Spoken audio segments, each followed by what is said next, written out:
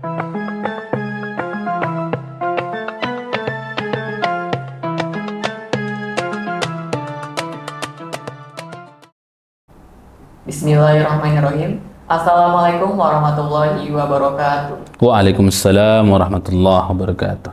Alhamdulillahirabbil alamin. Wassalatu wassalamu ala asyrofil anbiya'i wal mursalin wa ala alihi washabihi rasulillah ajmain. Amma ba'du. Hai halo sobat cendekiasia yang ada di rumah. Nah, kembali lagi di section Kurma Kuliah Ramadan bareng Man Insan Cendekiasia. Bersama saya Muhammad Agus Rahman sebagai host yang akan menemani teman-teman sekalian pada beberapa hari ke depan. Nah, untuk section Kurma kita kali ini, kita sudah dibersamai oleh salah satu ustadz dari Man Insan Cendekiasia, yaitu Bapak Asrul Sani.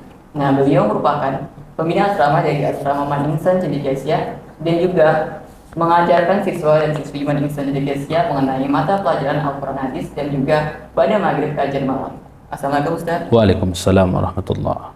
Oke, langsung aja kita pertanyaannya.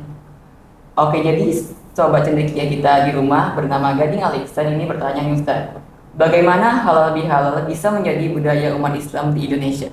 Mohon dijabarkan Ustaz. Oke. Waalaikumsalam warahmatullahi wabarakatuh. Alhamdulillah. Allahumma salli ala sayyidina Muhammad wa ala ali sayyidina Muhammad.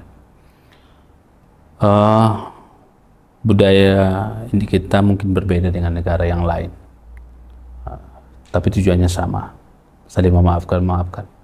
Tapi dalam hal ini ada istilah kita orang Indonesia, open house halal bihalal oleh bupati ini. Itu ada open house halal bihalal. Kalau di negara-negara lain tak ada halal bihalal, cuma ada di negara kita budaya ini. Tapi budaya ini harus kita pertahankan. Kalau kita pikir-pikir, ada orang kadang sering menyalahkan membuat sesuatu yang baru bid'ah. Oh jangan. Budaya ini budaya harus kita pertahankan. Harus kita buat. Dengan cara inilah Islam di negara kita bersatu kuat. Ada istilahnya halal bihalal. Awal mula halal bihalal ini dicetuskan oleh salah satu pendiri Nahdlatul Ulama, yaitu Kiai Haji Wahab Hasbullah. Itu pada tahun setelah pasca kemerdekaan bangsa kita, itu pada tahun 1948. Negara kita masih negara yang masih muda, masih merdeka. Konfliknya masih banyak tahun 68, termasuk masa-masa itu agresi militer. Sehingga berbagai macam masalah negara. Waktu itu Presiden Soekarno mencari akal gimana ini. Kondisi itu khawatir Presiden Soekarno ketika itu. Apa yang harus dilakukan? Munculnya berbagai macam polemik, berbagai macam hal tokoh politik, di mana bangsa kita ini kan banyak yang Islam. Jumlah negara, bahkan negara kita ini negara Islam terbesar di dunia. Maka beliau sowan, berkonsultasi itu kepada almarhum Kiai Haji Wahab Hasbullah, Allahumma ghafirlahu warham, untuk menyelesaikan permasalahan ketika itu. Kalau tidak meminta solusi kepada beliau, kepada siapa lagi kan? Sedangkan konflik politiknya ketika itu adalah konflik politiknya banyak dengan kita yang Islam. Maka Kiai Haji Wahab Hasbullah menyarankan mempertemukan para pemimpin partai politik saat itu di satu meja perayaan di Hari Idul Fitri untuk saling memaafkan. Kondisi politik ini kan ya gitu-gitu terus, pasti adalah berbeda sudut pandang, yang namanya politik kan. Tentu sebagai kepala negara Presiden Soekarno khawatir lah. Maka dilaksanakanlah Hari Idul Fitri itu, diberi nama halal bihalal. Tapi sejarah halal bihalal ini ada berbagai versi.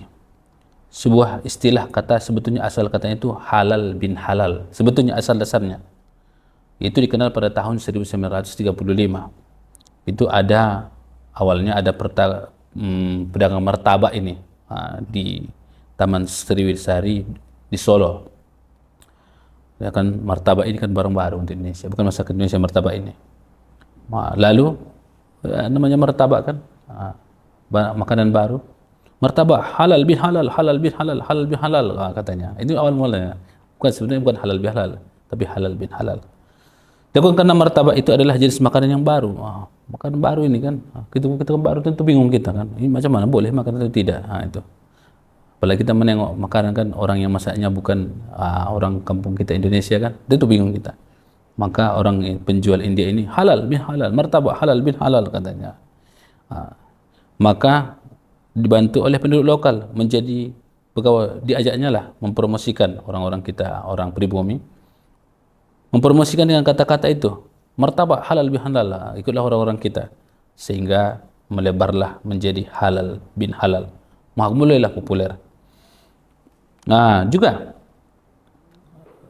kegiatan tradisi halal bihalal juga di sejak zaman Mangkunegara I itu, yaitu Pangeran Sumber Nyawa Raja Mangkunegara I menghemat waktu dan tenaga dengan menjalankan tradisi bermaaf-maafan saat lebaran. Dalam mengadakan kegiatan istana dengan mengundang seluruh punggawa, prajurit, abdi dalam semuanya untuk saling memaafkan. Makanya ini salah satu cikal bakal open house. Sampai sekarang dibuatlah namanya istilah halal bihalal. Maka yang pertama kali mencanangkan itu, membesarkan itu adalah seorang tokoh besar Nahdlatul Ulama, Allahumma ghafirlahu warhamu, almarhum Kiai Haji Wahab Hasbullah. Dan ini budaya yang harus kita lestarikan dengan istilah halal bihalal ini. Jangan sampai ada yang menduduhkan ini bid'ah. Tujuannya apa dulu kan itu? Kemana? Silaturahmi. Silaturahmi, tapi dibuatkan istilah. Kalau dicari-cari nanti, mana dalilnya? Mana Al-Qur'an? Wa kullu bid'atin dalalah wa kullu dhalalatin finnar. Mana pula langsung orang bermaaf-maafan hanya membuat istilah halal bihalal langsung masuk neraka. Kan bersilaturahmi dengan saudaranya. Cuma ada dibuat istilahnya kan. Ini kita harus lestarikan. Ini bid'ah hasanah ini. Tidak ada istilah disebut istilahnya di zaman Nabi, tapi kelakuan isinya apa yang dilakukan oleh sahabat Nabi itu isinya, cuma ada istilahnya. Istilahnya negara kita halal bihalal. Budaya ini kita harus lestarikan. Kita berkunjung, bermaaf-maafan, halal bihalal. Istilah ini mudah-mudahan jangan sampai hilang sampai hari kiamat. Dan istilah inilah maka mereka para ulama dan umara kan bersatu itu. Presiden Soekarno sebagai pemimpin kepala negara, umaranya, ulamanya Kiai Haji Hasbullah. Ini beliau Kiai Haji Wahab Hasbullah ini luar biasa ini. Bersatulah antara ulama dan umara. Ketika bersatu ulama dan umara, maka satu negara itu tegak, berdiri dengan baik.